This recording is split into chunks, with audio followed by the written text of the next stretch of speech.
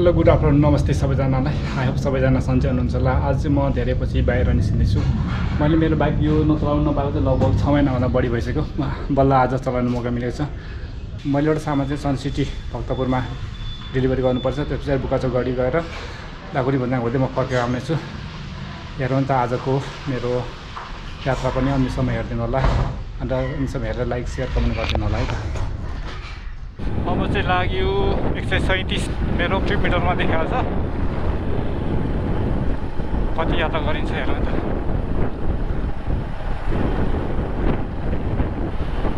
यो घरको पनि बल्ल बल्ल कति वर्षमा पुरा भयो। लास्टै जाम हुन्छ यहाँ पनि। तलबाट जानु पर्थ्यो। अस्ति असारतिर सन्त कहिले यहाँ सम्पन्न भयो। एकदम सजिलो भएको छ। अहिले चाहिँ यहाँ जाम हुँदैन। सही यहाँ गयो। आज मौसम चाहिँ दामी छ। तर आज म फर्किनु चाहिँ ढिलो हुन्छ कि के हो। ढिलो स्पिडले के चलाउनु।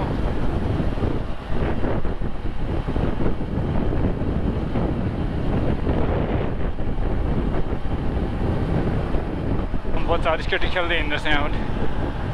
अलिक साह्रै हराएको थियो बच्चामा, तर खासै सिकिएन। अलिअलि यसो हिँड्न चाहिँ आउँछ, त्यो भन्दा छैन।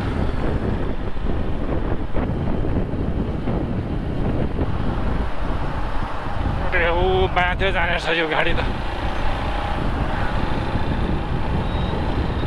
3-3जना चढाएर हिँडिरहेछ बच्चाहरू। बाध्यता छ मान्छेहरूको।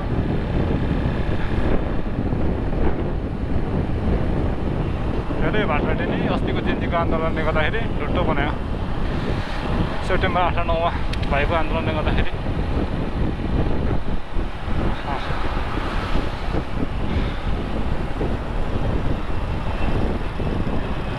अलिन्दोहरूको हो यो।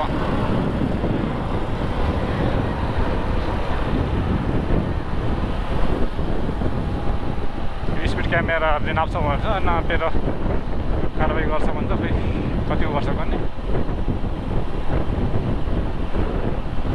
अब यो गरे के अरे यो कोटेश्वरमा पनि फ्लाइओभर बनायो भने चाहिँ अलिक समस्या हल हुन्छ र। अनि 3 कुनेलाई चाहिँ राउन्ड अबाउट बनाउनु भनेको ठुलो।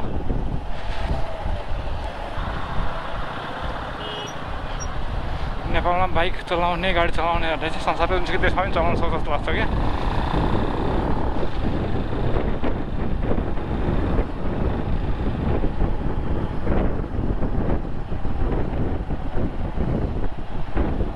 फुलचोकी डाँडा पनि देखिरहेको छ। त्यो डाँडा पनि जानु मन लागेको थियो। केही दिन पनि जानु पर्ला।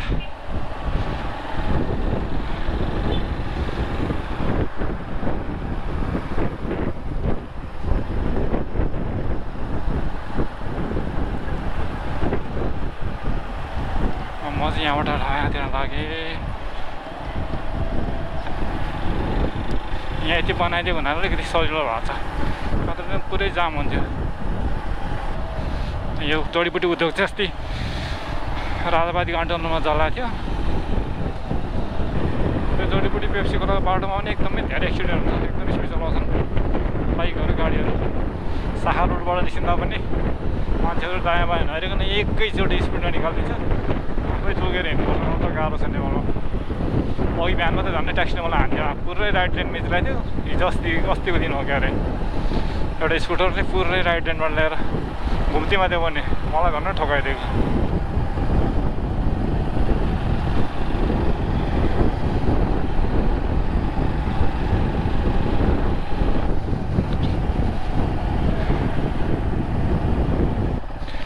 अब चाहिँ म सामान डेलिभरी गरेर बुकाचोक जाँदैछु। 16 किलोमिटर देखाएको छ। 16 किलोमिटर पुग्नु मलाई कति बेला लाग्ने हो थाहा छैन। आधी घन्टा लाग्छ होला। ननिस्को जान्छु म। कस्तो अब म लिएको बाटो यार।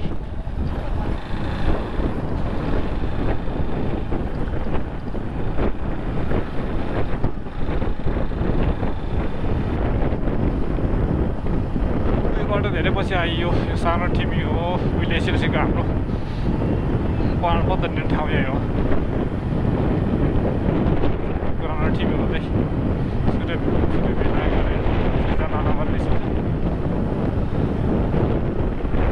यस्तो बेला बाइक लगाएर साँच्चै आनन्द लाग्यो। त हेर्न त बसले कहाँ मिचेर ल्याएको। आमामा जस्तो उकालोमा त्यो पार्क गरिरहेछ त्यहाँ माथि अर्को पिसेर लिएर आएछ सकिँदैन क्या साली अब नेपालको ड्राइभरहरूसँग त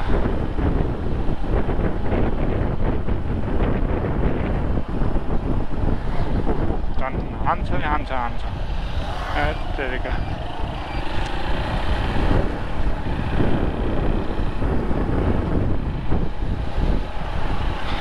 सानो ठिमी अस्टै कन्जेस्टेड हुन्छ यता पनि अहिले चाहिँ दुईपट्टिको बाटो भएर त्यति भिड छैन होला कति हतार गरेर ल्याएको हो ठोक्दै आएको छन् मान्छेहरू मान्छेहरू कति हतार गरेर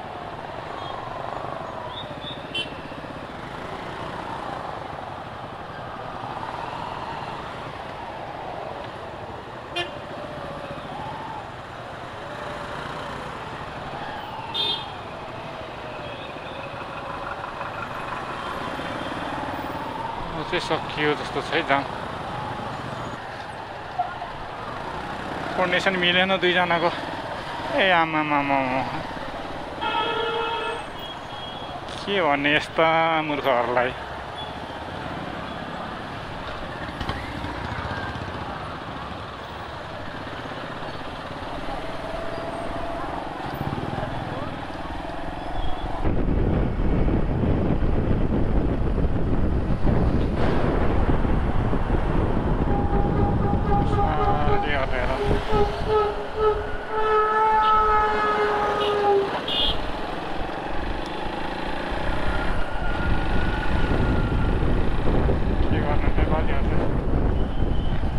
स्पिड चलाउनु बाहेक केही थाहा पाउँदैन कस्तो दामी मौसम देखिएको मजाले घाँदा त्यतिखेर माथि पुगिसक्नु पर्ने हो म कतिखेर पुग्छु थाहा छैन भर्खर सबै पनि आइपुग्नु लागि म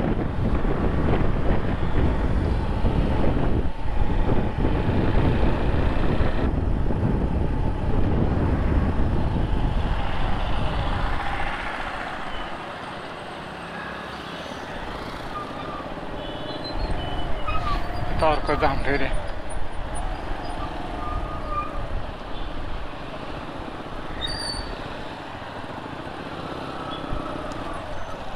सूर्यविनायक गणेश मन्दिर बोल आइपुग्यो यहाँबाट लेफ्ट लागिन्छ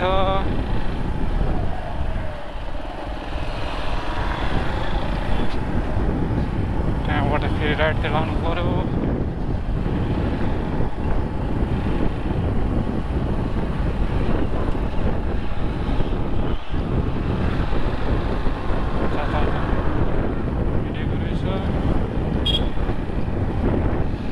सूर्यविनायक चाहिँ अस्ति के गर्सँग आएको थिएँ यहाँबाट यता आएको थिएन तर एकैछिन आउनु पऱ्यो जाने भएर आइसकेपछि भुवनेश्वर महादेव त्यता पारीतिर कता हो अगाडिबाट दुईवटा बाटो छ त्यता जानु पर्यो जङ्गलकै बाटो क्या मजा गर्छ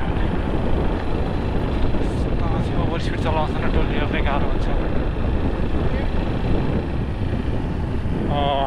पसिहाल्यो फेरि किरा हेलमेटको भाइर खोल्नु भन्नु कि किरा पसिहाल्छ ठुलो भएर हो कि यहाँ चाहिँ चिया स्टेसन रहेछ सबैको चिया खाने ठाउँ यहाँ भ्यू चाहिँ दामी देख्छ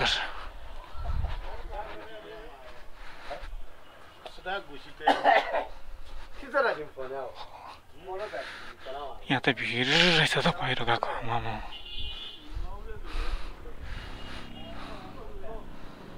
त्यहाँ त्यस्तो ठाउँ चाहिँ पहिला त्यहाँ फायरिङ गर्ने ठाउँ हो त्यो गुन्डुको त्यस्तो देखियो डाँडाको नाम के हो थाहा छैन हिमालय पनि कस्तो मजाको देखिएछ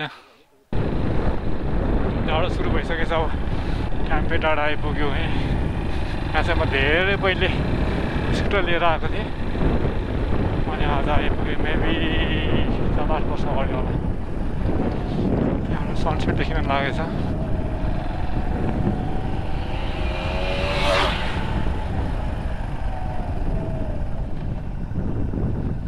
राम्रो भ्यू देखिएछ सनसेट ए त्यो होटलहरू अस्ति बनिरहेको देखिरहेको थियो पारिबाट अनि पानी टेबल जाने त्यो डाँडो कस्तो डाँडा अझै जस्तो लाग्छ मलाई यो जिप लाइन यहाँ रहेछ नि त उता पारी लाग्ने रहेछ त्यो घरसम्म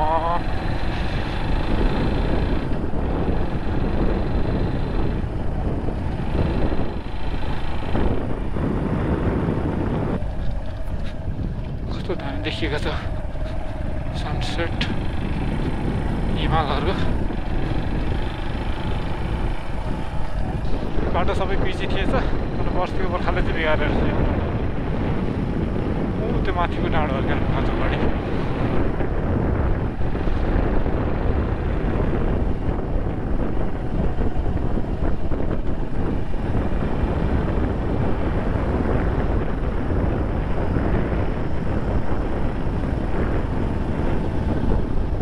त्यस्तो गाउँघरतिर जस्तो लाग्ने क्या हाम्रै गाउँघरतिर जस्तो पारी गाउँहरू देख्दा चाहिँ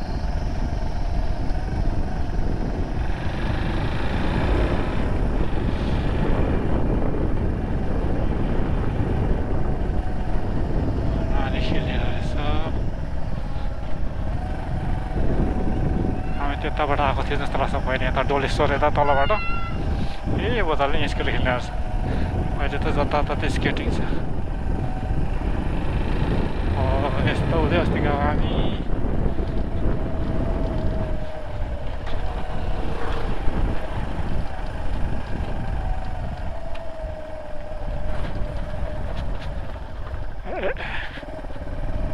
बाटो कस्तो रहेछ मास्तिर हो के बुकासो गढी त जान्छै जाँदैन गाह्रो त जानलाई धेरै टाढो छ त्यति नआएर बाफ्रे खतरा मान्छेहरू बाइक चलाउने मान्छेहरू नेपाल सिक्टो र डबल तानिरहेको छ यस्तो ठाउँमा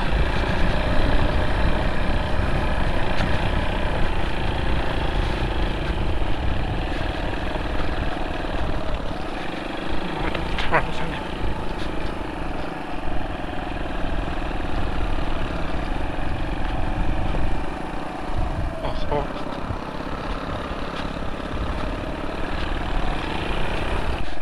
कचोकडी भ्यू टावर चिया घर त खाजा घर दाउरा काटेर थुपार राखेको छ अब चाहिँ हामी कचोकडी आइपुग्न लाग्यौँ सनसेट भ्यू दामी देखेको छ उता डाँडा हुँदै म सायद उता टाकुरी भन्ज्याङ निस्केर घरको त्यो झर्नु पऱ्यो भनेको पारी फुल्चोक देखेर चाहिँ त्यहाँ पछि जान्छु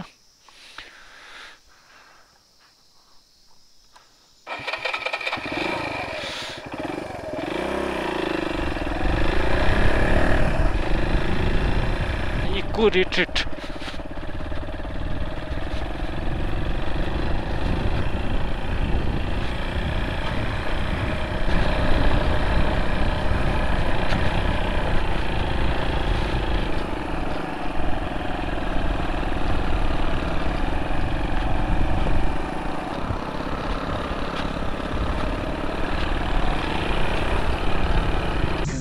पछाडि देख्नुहुन्छ क्या दामी सनसेट छ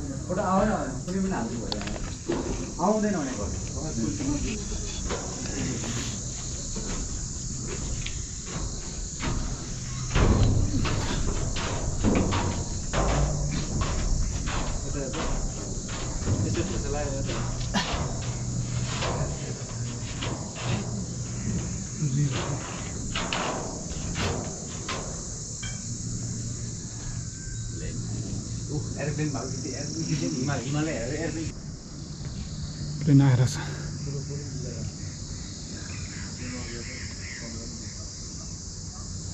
भ्यू टावरबाट हल्का भ्यू हेऱ्यो अब झर्न लाग्यो धेरै गाह्रो छ टाढो छ स्टिल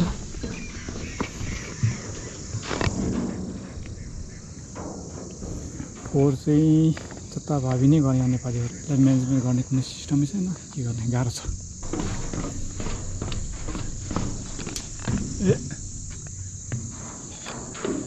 माथिबाट थुकिरहेको छ नि यार झर्नै लाग्यो भने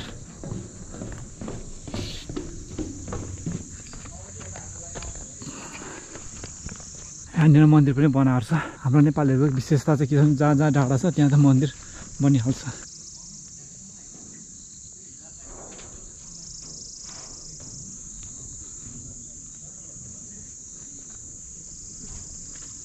यहाँ चाहिँ पृथ्वीनारायणको शालिग छ, म त्यहाँ जाँदैछु।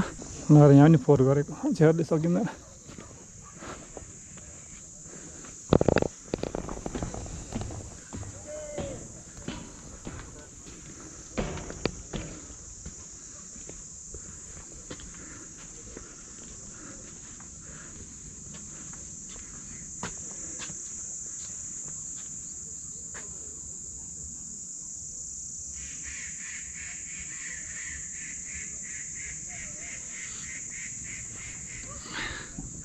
नेपालको झन्डा पनि छ यहाँ।